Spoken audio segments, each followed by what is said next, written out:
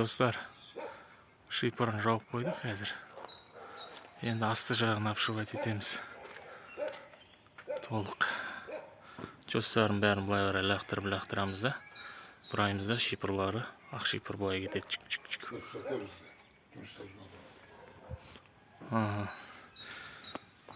Мені мына кісілер ұсталарыңыз.